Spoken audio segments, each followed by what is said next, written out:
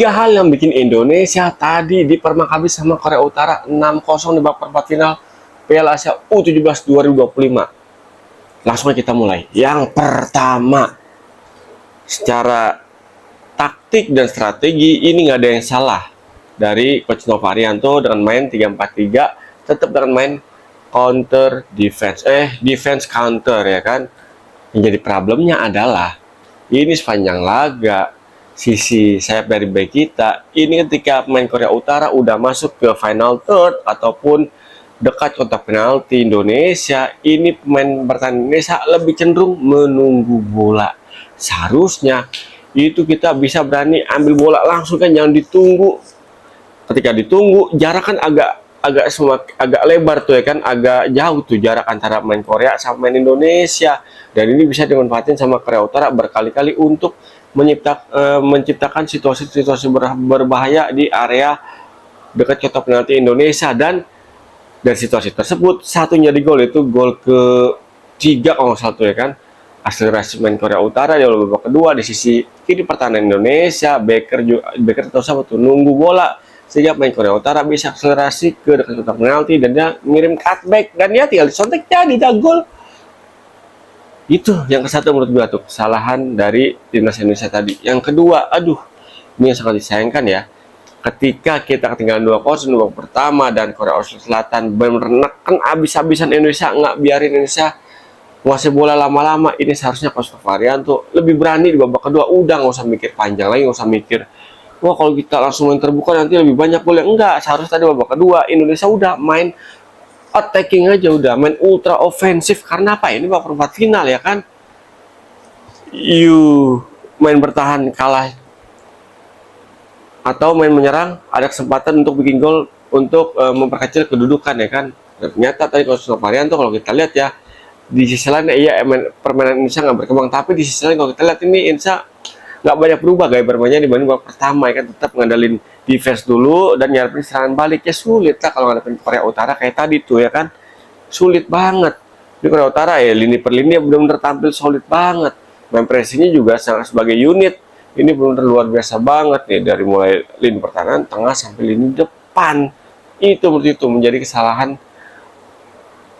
krusial bagi Indonesia di pertandingan tadi, terkait yang nggak berani meladeni permainan ofensif dan pressing tinggi dari Korea Utara. Itu sangat disayangkan. Yang ketiga, seharusnya kita nggak kalah nggak kebobolan 6 gol. Seandainya tadi di gawang timnas Indonesia harusnya tuh di gawang, tiang gawangnya tuh sama jaring gawangnya tuh kita pasangin foto Kim Jong Un. Nah, gue yakin banget tuh kalau Kim Jong Un ada fotonya tuh di situ tuh ya kan, Korea Utara pasti segan tuh untuk ngomong gawang Indonesia berkali-kali ya kan. Ngeri pasti main Korea Utara tuh ya kan. Harus tadi tuh pasang foto Kim Jong Un di jaring gawang sama di tiang gawang tuh, foto ukuran 3x4. Aduh. Tapi ya kalau kita lihat ya dari segi kualitas permainan sebenarnya itu Korea Utara dibanding Indonesia tuh ya nggak 11-12 juga sih, ya 11-14 lah ya. Karena kan Korea Utara kalau salah udah 2 kali juara Piala Asia U17 ya. Dan Korea Utara pun di grup D ini juga sama berarti sama Indonesia. Yang jadi perbedaannya, kalau kita nyari alasan kalahnya kan lawan Korea Selatan kita bisa menang 1-0. Tunggu dulu, justru kalau kita permainan Korea Utara tadi ini mirip-mirip sama permainan Korea Selatan. Main ultra ofensif, high pressing, dan benar-benar nggak biarin Indonesia ini ngembangin permainannya. Perbedaannya adalah pas Korea Selatan sama Korea Utara, ini Korea Selatan waktu ketemu Indonesia ini lagi apek, super apek, 3 kali kena mister gawang, dan berapa peluangnya ini bisa dimentain sama barisan pertahanan Indonesia dan kiper Indonesia Dava tuh yang tampil sangat oke di pertandingan saat itu. Sementara tadi lawan Korea Utara, ini Korea Utara ya main efektif, nggak sering buang-buang peluang, katanya dapat peluang emas depan gawang. Ini bisa dibilang dari 2 peluang emas 1 jadi gol.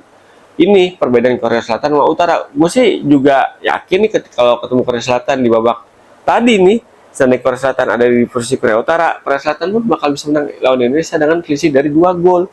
Karena ya kurang lebih mirip-mirip guys.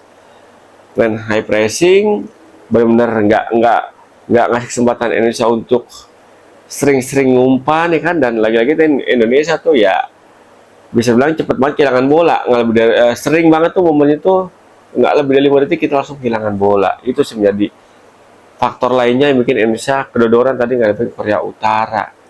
Kalau dibilang ya ini seharusnya nggak segini skornya di babak perempat final, masa 6-0 sementara kita di grup, di babak penyisian grup, di grup C jadi juara grup dengan sangat mentereng rekornya ya kan, kebobolan cuma 1 gol dan kita masukin 7 gol ya, 1-4-2 ya, 7 gol, maksudnya cuma 1 gol. Produktif dan pertahanan oke, tapi kenapa Korea Utara jadi begini lini pertahanannya?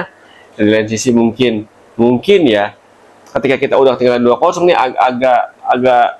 agak down nih para pemain Indonesia, tambah lagi di babak kedua ketika kita sedang membangun momen untuk ngejar ketinggalan, dilalahnya Korea Utara lagi-lagi bikin gol cepat tuh di awal babak kedua. Ini menurut gue menjadi gongnya nih yang kena banget nih mental dari para pemain Indonesia. Makin berat tuh lah kaki untuk melangkah ya kan, ketika udah tinggal 3-0 dan kesalahan babak pertama terulang lagi, diulangi sama pemain Indonesia ya kan.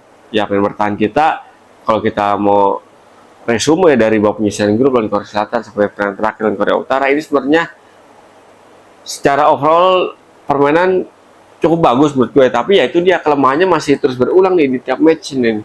Dan Korea Selatan juga masih banyak celah, lubang di lini pertahanan Indonesia tuh ya kan. Dan tadi gue bilang, ketika musuh masuk final third, kita lebih cenderung menunggu, nggak berani ambil bola langsung tuh, pressing langsung, nggak berani tuh. Kalau bisa ya main to main marking, kita lebih cenderung tadi main agak sedikit zona marking ya kan. Gitu sebenarnya lawan Korea Selatan tadi bang, apaknya Korea Selatan berjibun peluang yang ada satupun jadi gol. Lawan Yaman juga begitu, Yaman juga punya banyak peluang tuh lawan Indonesia, tapi lagi-lagi lini serang Yaman tampil nggak oke pas lawan Indonesia. Afghanistan juga gitu, punya berapa peluang emas tapi nggak ada satupun berbuat jadi gol. Nah lawan Korea Utara nih gongnya nih ya kan, Korea Utara main ofensif, punya banyak peluang, dan dari banyak peluang tersebut banyak juga yang berbuah jadi gol. Jadi menurut gue yang pertahanan selain tampil oke, cukup baik di ajang Piala 17 hari ini, tapi ya kesalahannya terus berulang nih tiap matchnya nih. Sering memberikan ruang terhadap melawan di final third ataupun di kotak penalti ataupun di daerah dekat kotak penalti. Ditambah lagi tadi Korea Utara, kalau kalian nonton konten gue ya di konten sebelumnya nih, sebelum match ini di hari Kamis 1 Jumat itu gue upload, gue bilang di situ salah satu kekuatan Korea Utara adalah di sisi set piece corner kick. Dan kalau gue lihat ya banyak pengamat melewatkan nih analisisnya situasi tersebut. Kalau gue sih melihatnya gitu tuh, di beberapa pertandingan waktu penyisian grup, soalnya Korea Utara ini benar-benar sangat-sangat apa ya, sangat-sangat berbahaya ketika situasi set piece dari corner kick. Dan Indonesia tadi terbukti kan 3 gol Korea Utara ini bermula dari situasi corner kick. Gol pertama dari corner kick, langsung gol kedua bermula dari corner kick, berujung situasi bola chaos, dan endingnya gol kedua terjadi. Gol kelima pun kalau satu juga berawal dari kelima apa keenam ya, 3, 4 penalti, 5 ya kalau ke-6 kalau salah itu kan, berawal dari situ corner kick, main Korea Utara akhirnya bisa bikin gol ke-6 tuh ya kan. Dan selain situasi corner kick, ya main Korea Utara yang berbahaya nomor 10, 9, dan 11. Nomor 11 masuk babak kedua ya, tapi kita lihat dong ketika dia masuk ke dalam lapangan, ini benar-benar memberikan kerepotan lebih bagi lini pertahanan Indonesia. Aduh, menurut gua sih seharusnya udah bisa diantisipasi nih sama Coach Varianto ya. Mungkin ini menjadi pelajaran penting ya, berharga buat skuad Indonesia buat nanti tampil di Piala Dunia U17 dong. Biar udah lolos ke Piala Dunia, tapi sayang banget di babak fase knockout, babak perempat final, Indonesia harus tersingkir dengan skor yang sangat-sangat mencolok ya kan, 6-0. Lini serang juga tadi menurut gue apa ya,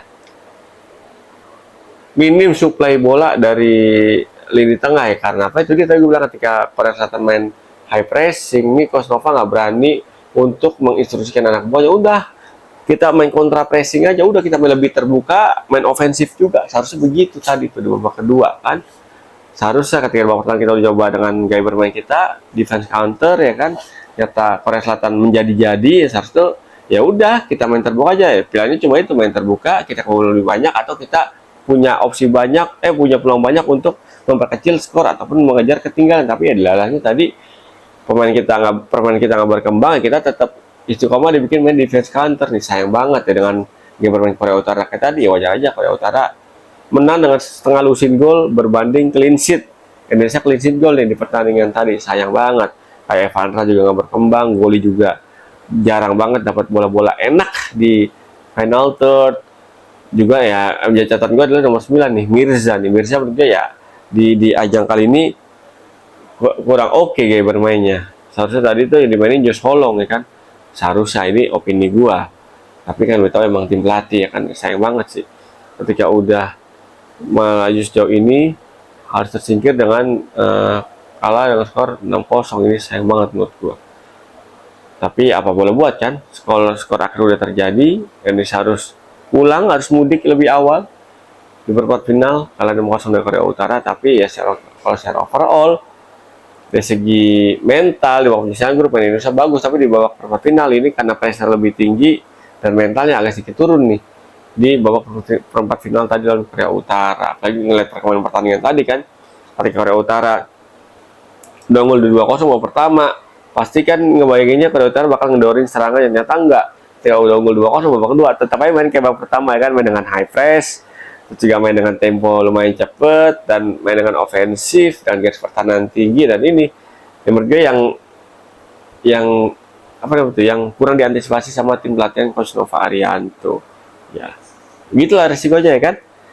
Kalau kita nggak punya plan B, ketika plan B mampet, nggak ada plan C ya begitu. Dan kita juga nggak punya apa namanya itu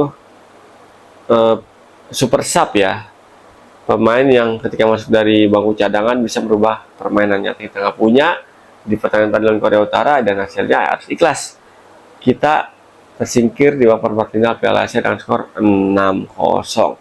Walaupun kita masuk Piala Dunia U17 2025 nanti bulan November di Qatar, tapi kekalahan ini menjadi pukulan telak bagi skuad muda Indonesia. Tapi apapun itu, perjuangan Indonesia harus kita tetap apresiasi guys, karena udah luar biasa banget perjalanan timnas U17 di Piala Asia kali ini, dan mencatatkan rekor sejarah bagi Indonesia lolos ke Piala Dunia U17 lewat jalur kualifikasi.